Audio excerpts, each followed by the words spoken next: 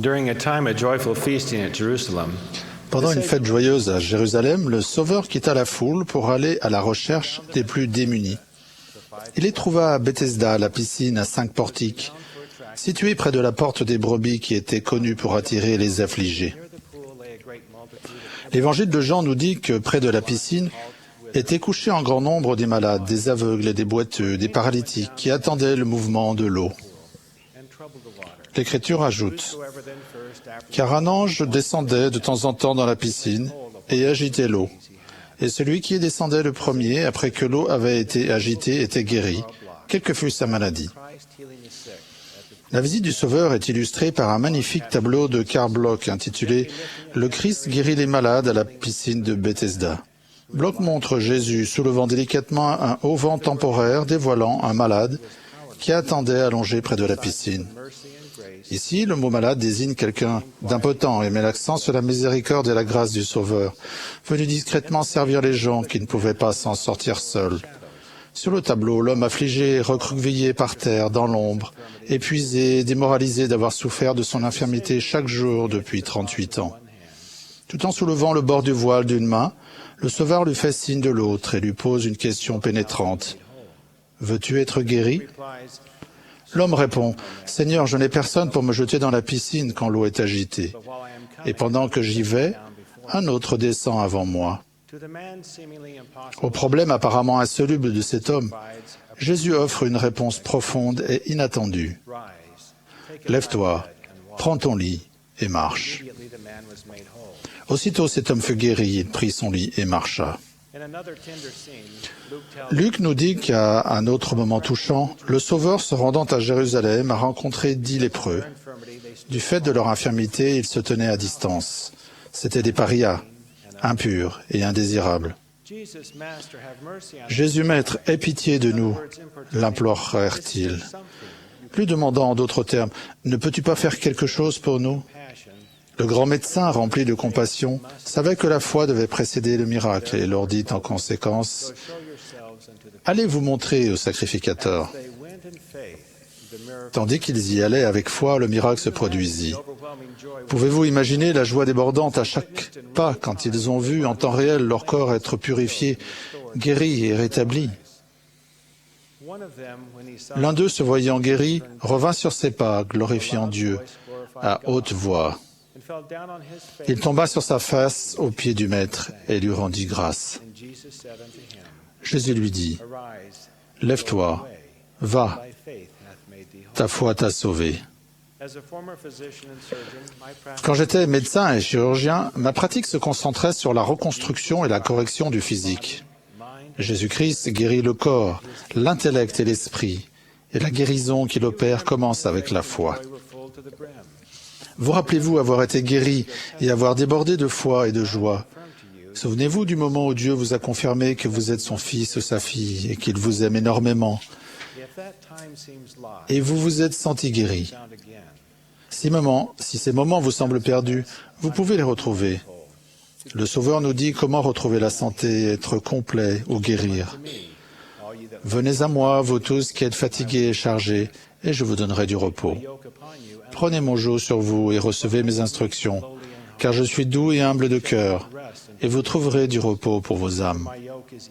Car mon joug est doux et mon fardeau léger. » Viens et suis-moi, nous invite à laisser derrière nous notre ancienne vie et nos désirs mondains, à devenir une nouvelle créature pour qui les choses anciennes sont passées et toutes choses sont devenues nouvelles, et à qui cœur neuf et plein de foi, et nous sommes guéris. Approchez-vous de moi et je m'approcherai de vous. Cherchez-moi avec diligence et vous me trouverez. Demandez et vous recevrez. Frappez et l'on vous ouvrira. En nous rapprochant de lui, nous comprenons que la condition mortelle se doit d'être difficile et que l'opposition en toute chose n'est pas une faille dans le plan du salut. L'opposition est au contraire l'élément indispensable de la condition mortelle qui fortifie notre volonté et affine nos choix. Les vicissitudes de la vie nous aident à façonner une relation éternelle avec Dieu et à graver son image sur notre visage quand nous lui offrons notre cœur. Faites ceci en mémoire de moi, est ce que le Sauveur a demandé quand il a institué ce que nous appelons la Sainte Seine. Cette ordonnance avec le pain et l'eau que nous avons contractée avec Dieu permet au pouvoir de l'expiation d'opérer dans notre vie. Nous sommes guéris en abandonnant les habitudes et modes de vie qui endurcissent notre cœur et roidissent notre cou. Quand nous déposons les armes de notre rébellion, nous agissons véritablement par nous-mêmes et nous ne sommes plus aveuglés par les sophismes de Satan, ni assourdis par les bruits discordants du monde profane. Quand nous nous repentons et devenons convertis au Seigneur, nous sommes guéris et notre culpabilité est balayée. Comme Énos, nous pouvons nous demander « Comment cela se fait-il » Le Seigneur répond « À cause de ta foi en Christ, c'est pourquoi va, ta foi t'a purifié. » Corrie ten Boom, fervente chrétienne néerlandaise, a trouvé pareille guérison en dépit de son emprisonnement dans un camp de concentration pendant la Deuxième Guerre mondiale. Elle a beaucoup souffert, mais contrairement à Betsy, sa sœur bien-aimée qui est morte dans l'un de ces camps, elle a survécu. Après la guerre, elle a souvent raconté ses expériences de guérison et de pardon.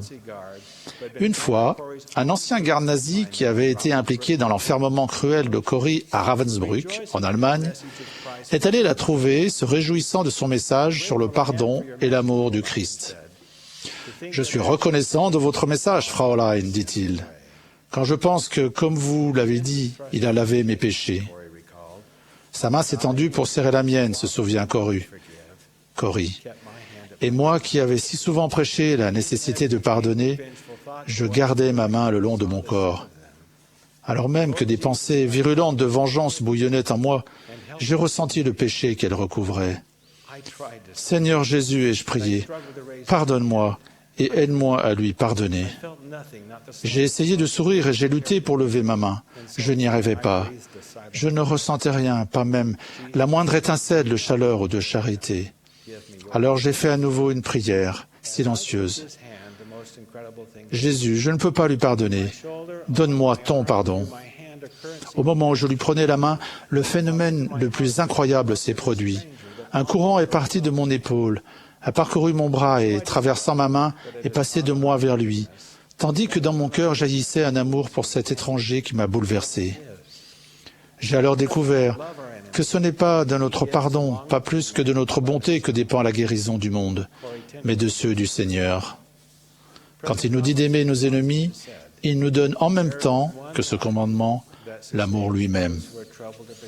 Corrie ten Boom a été guérie. Le président Monson a dit « Il est une vie qui soutient ceux qui se trouvent dans les difficultés ou sont affligés par la douleur et la souffrance. Et c'est le Seigneur Jésus-Christ.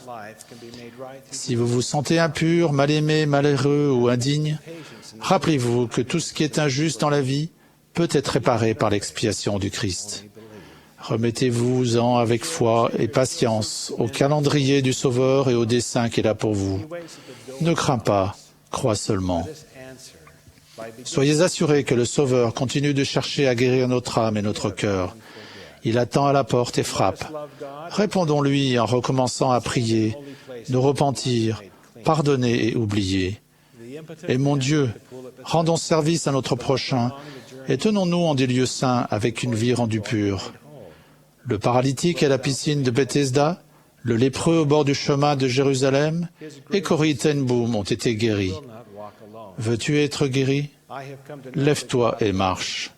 Sa grâce est suffisante et vous ne marcherez pas seul. J'ai la connaissance que Dieu vit. Je sais que nous sommes tous ses enfants et qu'il nous aime, pour ce que nous sommes et pour ce que nous pouvons devenir. En son temps, à sa manière et selon sa volonté, nous serons rendus purs et dans notre intégrité, selon sa volonté et ses tendres miséricordes.